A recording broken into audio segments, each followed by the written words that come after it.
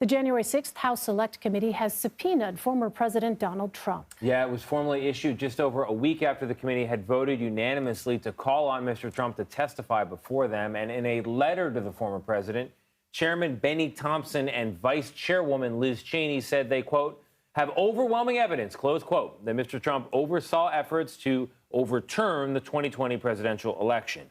Mr. Trump has some deadlines to consider. He's got until November 4th to hand over documents requested by the committee, and the deadline for him to testify under oath is November 14th. Let's bring in our CBS News legal contributor, Jessica Levinson, as well as our CBS News congressional correspondent, Scott MacFarlane, for more reporting and analysis on this. So, Jessica, it's interesting. The letter closes with this sentence: the Select Committee looks forward to your cooperation with this subpoena. Sincerely, Benny G. Thompson, Chairman, and Liz Cheney, Vice Chair.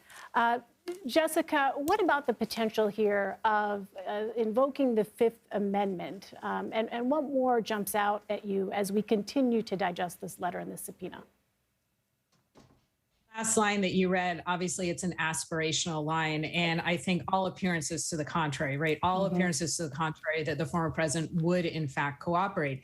In the letter, which I'm now having a moment to look over quickly, it does say, we understand you might invoke your Fifth Amendment rights, but as we discussed previously, what they're saying is, we tried to get this information from a bunch of other people. They invoke their Fifth Amendment right based on everything we've heard from the other witnesses, based on all the documents that we've obtained.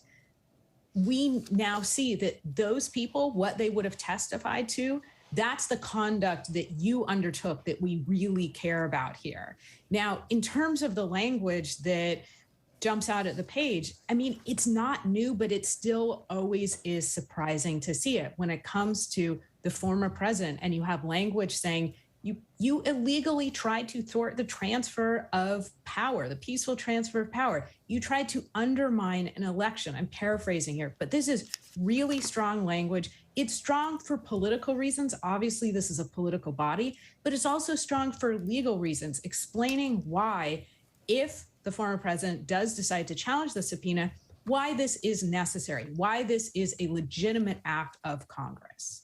What happens, Jessica, sticking with you, if the president invokes the Fifth or just declines to engage entirely? So those are two separate things. I mean, so if the president does decide to invoke the Fifth Amendment, at that point, he has at least cooperated with the House Select Committee. Now, and that would be a very different line, legally speaking, in terms of trying to challenge, well, are you sure you're really asserting your Fifth Amendment privilege?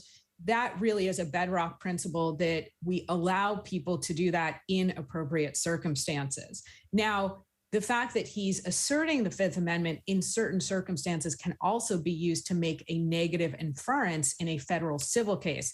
But we'll put that to the side for the second. The more likely scenario, of course, is that he just says, I'm not cooperating at all. And then the House Select Committee basically has a new fork in the road, two more choices. One is to say, we're going to court to enforce the subpoena. There really isn't time for that, given the electoral calendar. Another, which also there really isn't time for, is to say, okay, we're taking the Steve Bannon route. And Steve Bannon obviously was just sentenced this morning for contempt of Congress because he did not comply with a valid subpoena. And so that's another available route here for the Select Committee. Of course, to your question, all of it depends on whether or not the former president decides basically to play any ball whatsoever. Right. On that point, for people who may not be familiar with the language of a subpoena, it is striking as well to read that language. So I'll just take a moment here to read some of that. It says on the subpoena, to Donald J. Trump, 45th President of the United States, you are hereby commanded to be and appear before the Select Committee to investigate the January 6th attack on the United States Capitol of the House of Representatives of the United States at the place, date, and time specified below. Scott, you mentioned those dates, November 4th and November 14th, as the dates that are requiring the former president to produce those items that the committee is looking for, as well as to testify on November 14th, the time that is listed here on the subpoena. It says place of testimony, U.S. Capitol building, Washington, D.C., or by video conference at 10 a.m. Scott, talk to us a bit, just remind us, Jessica touched on this a moment ago, about what happened in the case of the former president's former advisor, Steve Bannon, who didn't engage, who refused his own subpoena order. And for people wondering, what are the conversations that you had with legal experts when you look at the instance of former President Trump? Could he potentially be seeing something similar happening with regard to his own legal process? Let me give you a few numbers first. 4 key members of the Trump inner circle defied subpoenas from these committees. 2 were prosecuted for doing so. The Department of Justice did not choose to prosecute former Trump Chief of Staff Mark Meadows or social media aide Dan Scavino. They did choose to charge his former campaign manager and White House aide Steve Bannon and trade advisor Peter Navarro. Peter Navarro goes on trial in nearly 1 month at the Washington, D.C. federal courthouse. Steve Bannon has already been convicted at trial and today was sentenced to 4 months in prison and a $6,500 fine. So there is some criminal culpability in the court system for those who defy congressional subpoenas. There's possible criminal exposure.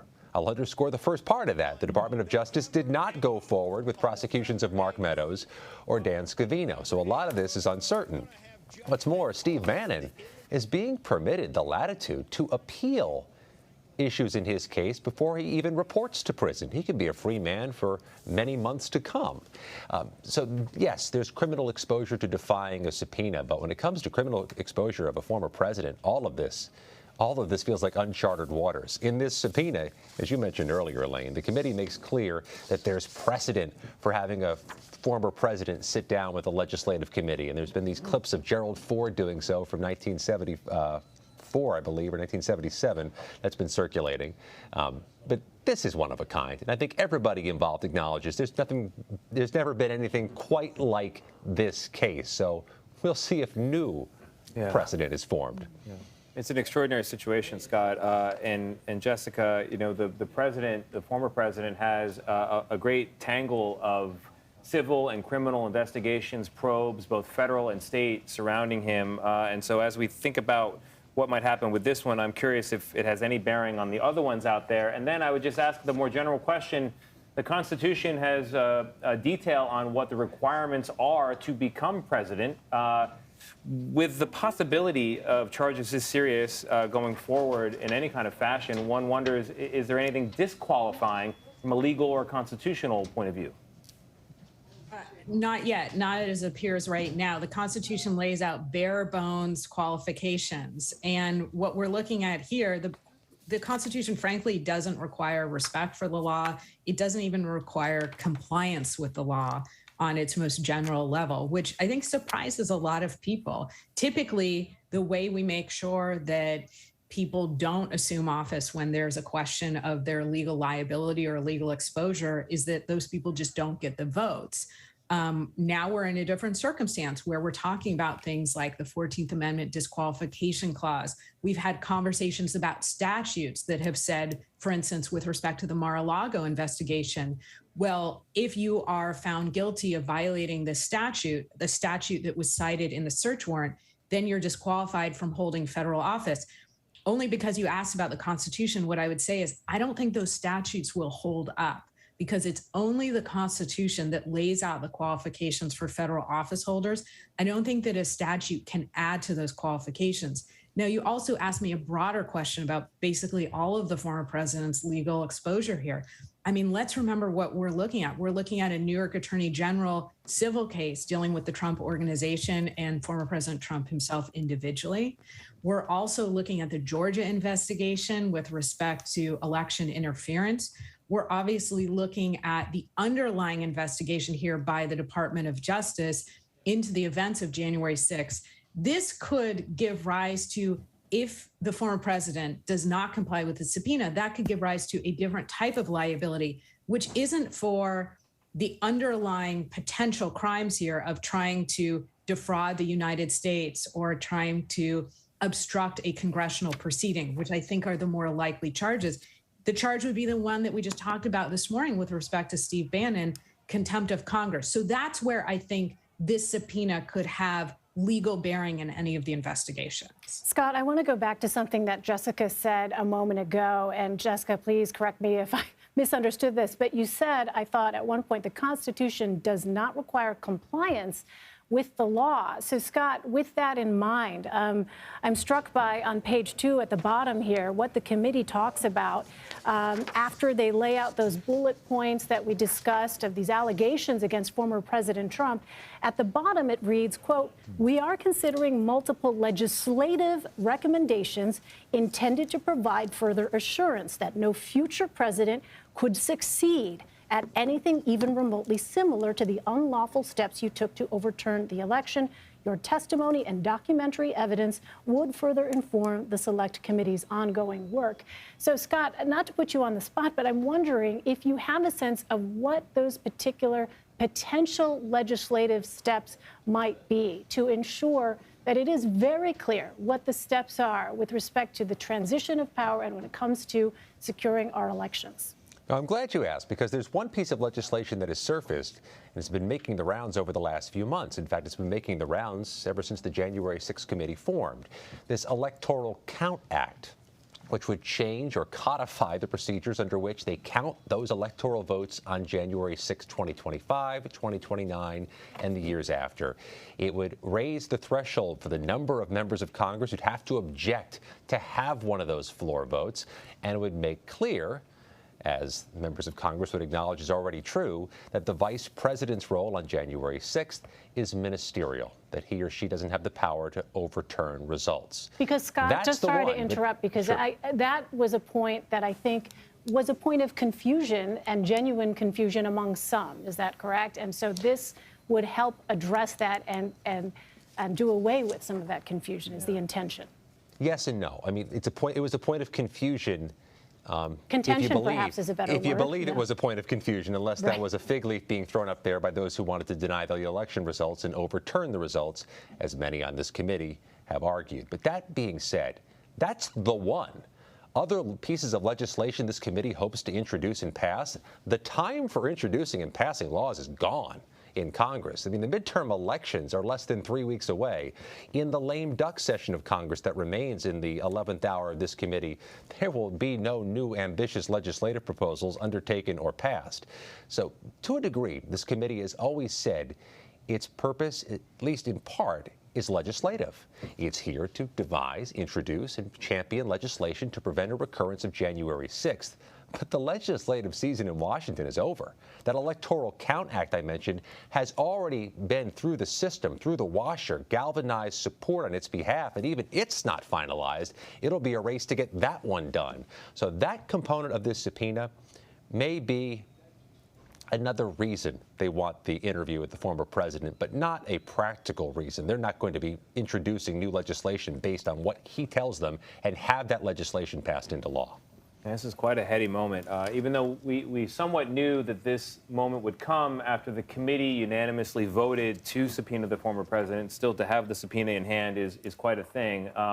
I'm monitoring now for some sort of comment from the former president. I'm sure you are as well. I haven't seen anything yet, but we should point out that following that unanimous live television vote from the committee, Mr. Trump did issue a statement. It was a 14-page response to the committee, and he didn't say in that 14 pages, didn't find the room to say yes or no whether he would cooperate with the subpoena that at that point we knew was coming, and instead got into the false allegations that brought us to this precipice in the first place.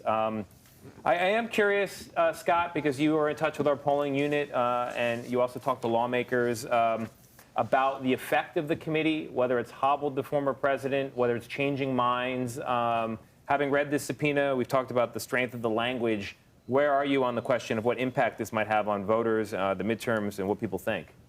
Our latest CBS News polling makes it pretty crystal clear. What's moving voters and mobilizing voters at this moment are economic concerns, concerns about gas and groceries, about immigration, about crime, and about abortion rights. This issue didn't measure as a predominant issue for voters at this moment. But I'll note the parallels that existed, Tony. In July and August, when this committee was at its most prominent and most vibrant, having all those hearings with all those revelations, Democrats did win a special election they weren't expected to win in the Hudson Valley of New York. Doesn't mean this issue or January 6th or democracy's future was driving voters, but as this committee has kind of recessed into the background, Republicans have surged. So if Democrats want to make the future of democracy a more primary issue between now and November 8th, this committee could be a mechanism for doing so. But at this moment in time, it seems pretty clear it's economic, crime, immigration, and abortion rights issues that are driving voters. Jessica, I want to ask you about the sort of broad statement that this formal subpoena now, as we've been talking about, was expected, but we're taking a look at the letter accompanying this subpoena. Now, what does that message to people who may be, questioning whether or not they should, in fact, cooperate with the January 6th committee? Because it is clear with what we discussed earlier and Steve Bannon, and now with this very detailed letter to former President Trump, that this committee intends to be taken seriously, if that was a question at all for anyone. But what is this sort of message being sent here by the January 6th committee? Well, I think the message is inescapable that they've said we have talked to a number of different witnesses, thousands of witnesses. We have thousands of pages of documents. And here's what we think you did to the former president. We think you tried to undermine the peaceful transfer of power. We think you inappropriately leaned on state officials and your vice president. We think that we can't get this information any other way. And to pick up on the conversation that you just had with Scott, why do they mention legislation here? Because Congress can't just subpoena the former president or any private individual because they're interested. They do have to tie it to legitimate legislative goals here. And now, while it may be really exceedingly unlikely that there could be any new legislation, you still need that language because Congress can only act if they have the power to act. Now, what other message are they sending, particularly with all these mentions of, we've tried everybody else, they've asserted their Fifth Amendment privilege? I think that they're again saying there's a necessity here, which is another thing that the committee is speaking to us both legally and politically. I think there are two audiences here. It's for all of us. It's for the public, to your question, to say, this is really important. It's about our democracy. It's about having elections that we can trust. It's about making sure that another president can't do this. But it's a different audience, too. It's an audience where this might be challenged in a courtroom, or we might have to enforce the subpoena in a courtroom. And it's also saying to that audience, there is a lot of legal grounding here to our request. Now, the last question that I think we've kind of talked about a little bit, what if the former president pleads the Fifth? Is there any repercussion to that? What if he does, in fact, go in and cooperate? Judges are very, very loath to say, are you sure? Now, you can plead the Fifth Amendment if there is a reasonable risk of self-incrimination. And in this case, based on all of the legal discussions and legal exposure that the former president faces, the answer is yes, there's a legitimate risk here. Could pleading the Fifth amount to obstruction of Congress in and of itself? Judges are really loath to go there. This is a constitutional protection, and we're all entitled to it. Yeah. One other quote from the letter here before we take a short break, addressing the president here. The committee says you were at the center of the first and only effort by any U.S. president to overturn an election and obstruct the peaceful transfer of power. And they go on to say, even if you believed it, it's not a defense. Striking language. All right. Our thanks to Scott MacFarlane and Jessica Levinson for your insight and analysis. We appreciate it. Thank you.